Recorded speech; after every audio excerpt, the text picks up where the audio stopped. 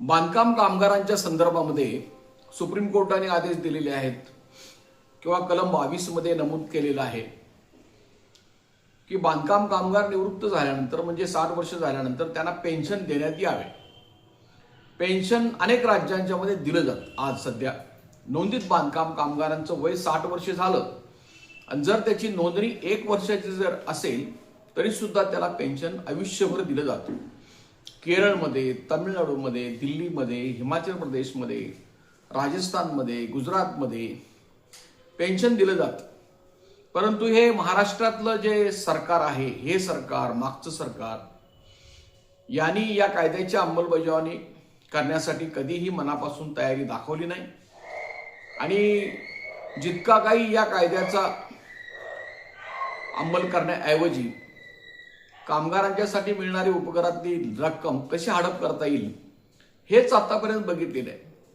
त्यामुळे पेन्शनची योजना बनावाबनवी यांनी केली।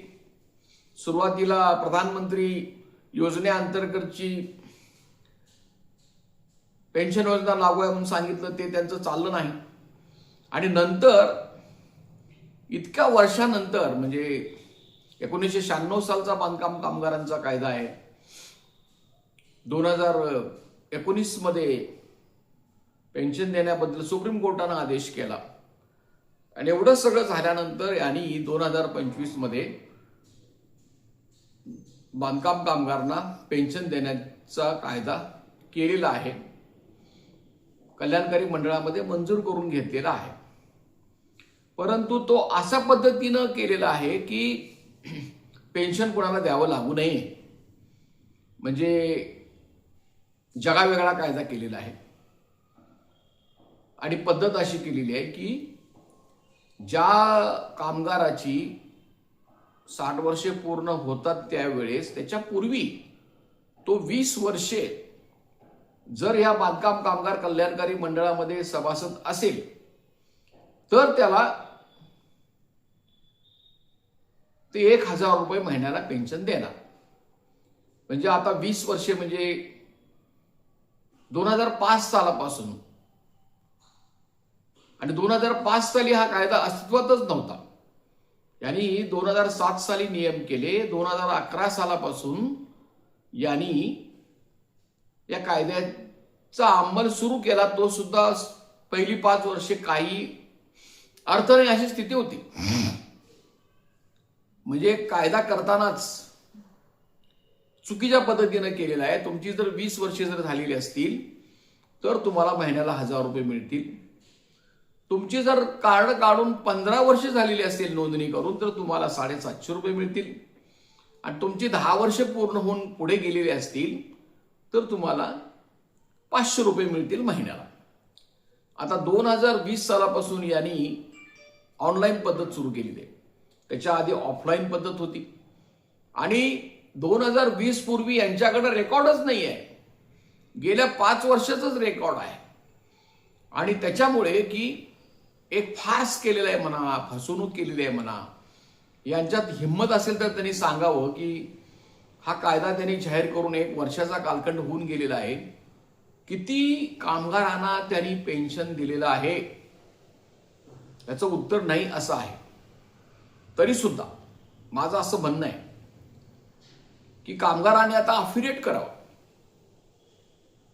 त्यांना जर लक्षात असेल की ते 10 वर्षापूर्वी 15 वर्षापूर्वी जर त्यांनी नोंदणी केलेली असेल, पहिली नोंदणी केली असेल तर तसं अफिडेविट करून द्या आणि पेन्शनची मागणी आपण करू। याबद्दल तुम्ही संघटनेशी संपर्क करा, तुम्हाला एक अर्जाचा फॉर्मॅट दिला जाईल, तो अर्ज घेऊन प्रत्येकाचा व्यक्तिगत अर्ज जो आहे तो अर्ज त्या मंडळाकडे सबमिट करण्यात येईल। तो सबमिशन करत असताना प्रत्येक कामगाराचं शेवटच्या वर्षी 60 वर्ष पूर्ण होत असताना त्याचं पूर्ण नाव, पत्ता, वय, आधार कार्ड क्रमांक, बँक पासबुक क्रमांक, त्याचा MH नंबर, लास्ट किती वर्षापासून तो काम करीत आलेला आहे याच्यासह एक निवेदन दिले जाईल आणि जर त्यांनी क्लेम नाकारला तर मग संघटनेच्या वतीने हायकोर्टमध्ये केस दाखल करण्यात येईल। कारण शेवटी हे एवढं सरकार मुरदाड आहे कामगारांच्या बाबतीमध्ये आणि बांधकाम कामगारांचा अपमान करणे आणि कुठलीही गोष्ट मान्य न करणे हे एका टोकाला गेलेलं आहे. याच्यापूर्वी आम्ही हायकोर्टामार्फत त्यांच्या विरोधी आदेश आणलेले आहेत. काही आदेशाची अंमलबजावणी त्यांना करावी लागलेली आहे. त्यामुळे तुम्ही काम करता करता या प्रयत्नाला तुम्ही सहकार्य करा आणि आपण त्यांच्याकडे अर्ज करू आणि अर्ज करून जर त्यांनी मांडला नाही तर हायकोर्टमध्ये केस दाखल करण्यात येईल आणि तो त्याचा निकाल लागू शकतो. कारण अंगणवाडी महिला जे आहेत त्यांना ग्रॅज्युएटीचा निकाल असाच लागला. गुजरातमध्ये 2018 साली मणिबेन भारिया नावाच्या महिला होत्या. त्यांनी एका NGO संघटनेमार्फत केस चालवली. हायकोर्टमध्ये विरुद्ध निकाल गेला. सुप्रीम कोर्टाने सांगितले की त्या कामगार आहेत, कामगार व्याख्येमध्ये येतात, त्यांना ग्रॅज्युएटीचा कायदा लागू आहे आणि त्या निवृत्त होत असताना जितकी वर्षे त्यांनी काम केलेलं आहे तेवढ्या 15 दिवसाचा पगार त्यांना द्यावा लागणार आहे. तर असं असल्यामुळे निदान बांधकाम कामगारांना पेन्शन मिळण्याच्या संदर्भामध्ये ज्यांनी 10 वर्ष पूर्वी नोंदणी केली असेल, 15 वर्षापूर्वी नोंदणी केलेली असेल, त्यांनी ही सर्व माहिती आमच्याकडे पाठवून द्यावी. त्यांचा अर्ज केला जाईल आणि त्यांना माहिती देण्यात येईल. त्याच्यासाठी एक गुगल फॉर्म आम्ही व्हॉट्सअप ग्रुपवर टाकू. तुम्ही समजा आमच्याशी संपर्क केला तर तुम्हालाही तो गुगल फॉर्म देण्यात येईल. फक्त हे करण्यासाठी सभासद व्हावं लागेल. जे सभासद होतील त्यांच्याचबद्दल आम्ही प्रयत्न करू. कारण हा एक चिवटपणे प्रयत्न करण्याचा मुद्दा आहे, लावून धरण्याचा मुद्दा आहे, फेकून देण्याचा मुद्दा नाही, काहीतरी सांगण्याचा मुद्दा नाही. जी काही ठरेल या संदर्भातली किमान 500 रुपये फी ही संघटनेला जे देतील त्यांचा आम्ही पेन्शनसाठीची प्रक्रिया पूर्ण करू. आणि असं ज्यांची 60 वर्षे पूर्ण झालेली आहेत अशा बांधकाम कामगारांनी संघटनेशी संपर्क करावा, फोन करावा. मी शंकर पुजारी, महाराष्ट्र राज्य बांधकाम कामगार संघटना संयुक्त कृती समिती आणि निवारा बांधकाम कामगार संघटनेचा मी अध्यक्ष आहे. माझा मोबाईल क्रमांक आहे 9960499366. हे यूट्यूब चॅनल कामगारांच्यासाठी चालवलं जातं.